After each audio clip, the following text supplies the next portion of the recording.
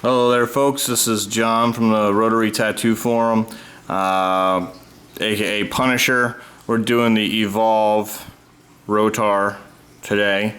There we go. We'll load up some pictures of it and go through some of the points. I posted a picture earlier of my dissatisfaction from initial looks, which I was going to unbox it and do it in front of you on camera, but I couldn't wait. I'm not in the studio today. I'm working as, believe it or not, a chef. So unable to tattoo today. I have to wait till my schedule comes up to figure out when I'm in the studio next week to actually tattoo with it. But we're going to do a running review. Obviously, I've got it set up through an ES300 Icon device. A good power supply, so we can't blame anything on the power supply. And we're going to go through some of these points as fast as we possibly can, so this isn't a long dragging on review. So let's get started. I pulled up his original list of everything he changed. I did own the shift, was dissatisfied. First off, problem with the shift, it would not hold a tube firmly. Matter of fact, the North Star Tattoo sent it to me with a tube in it, and they must have used a machine to tighten the tube on because I couldn't recreate the tube holding this. I did myself. It's not going anywhere. Extremely firm, a plus.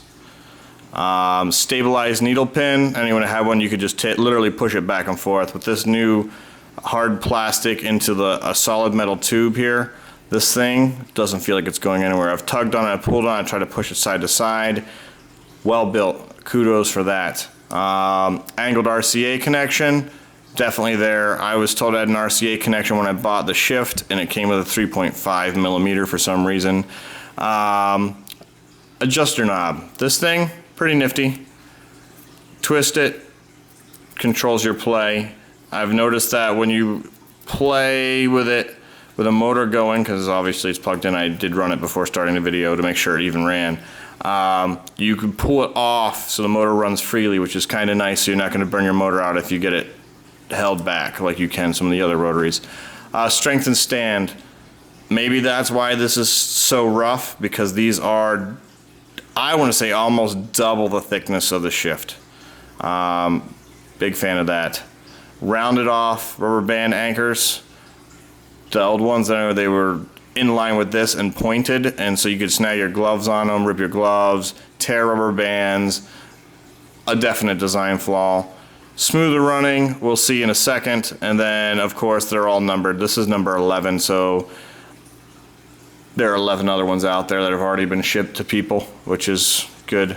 Hopefully everyone gets theirs that has paid for one, or money back, whatever you want.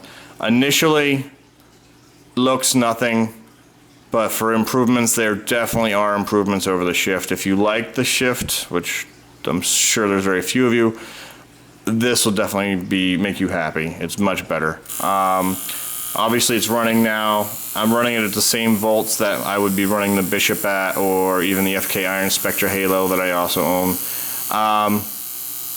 Runs smooth. Dampening. Doesn't seem to be any issues with that. You can see I can pull it up off. That's the part where I see it's running. Motor's still spinning. Swash is still moving. You're not burning the motor out by holding the pin back, which is nice. You can tighten it down, tighten it down, tighten it down, and there's still a little play, but you got to move it. You got to put some serious force to pull it off. That's not going to kick back from doing an outline or something, so that's good. Definite improvement. Actually quite happy. You can get a fair amount of play off of that. Nice. I'm happy with it. That's everything. I was trying to make this as fast as possible. All the improvements he said were made are made. Motor seems to be running fine. We're running at a minute and a half straight here. Obviously I'm not using a foot pedal. Well, I use a foot pedal, but I use a click on, stay on, click to turn off, because I like to keep my machines running when I'm tattooing. Pleasantly surprised. It's not silent, but it's definitely not a coil, that's for sure, and it's quite quiet. I could tattoo with that. My first appointment that I have next week is going to be on Monday, and then I'm also in the studio, I believe, Friday, Saturday, depending on my doubles. So I'll be in the studio 3 or 4 days this week. I'm going to try to use this for every tattoo. We'll see how it goes. I'm gonna get at least 20 tattoos on it before I give you a final review on the Spectra, or not Spectra, I'm sorry, Evolve. Yeah, I'm happy with it. It's not a $400 machine in my opinion. I could see it for going $250 in its condition. If he literally took a half hour, smoothed this out, it's all the little details that he messed up on, you know? You just smooth it out, make it look like a finished product to me. And I think you could sell at the price he's at. There are a lot of machines in that price, depending on battery life. We'll see how long this thing lasts until it falls apart. I never even tattooed with the Shift. I was so upset with it. I sold it immediately. I'm telling you right now, I'm going to tattoo with this one. Why not? It definitely looks like a much better machine. Minus the aesthetics of it, it is a better machine. Good. Signing off now. I'm going to post this on YouTube immediately. I'm not going to edit it, and I'm going to put the link right into Rotar Evolve. That's where you're probably going to see it anyways. Link that I started this morning with the close-up pictures of in here. So if you can't see this on the camera, you'll definitely see it on the pictures I posted. All in all, not a bad machine, not going to lie. I expected to plug it in and insult it, but I think Nin did an okay job. Honest opinion. We'll see you again in 20 or 30 tattoos and see how long this thing lasts. And that'll be the true answer. You know, if it doesn't have the longevity, then what's the point?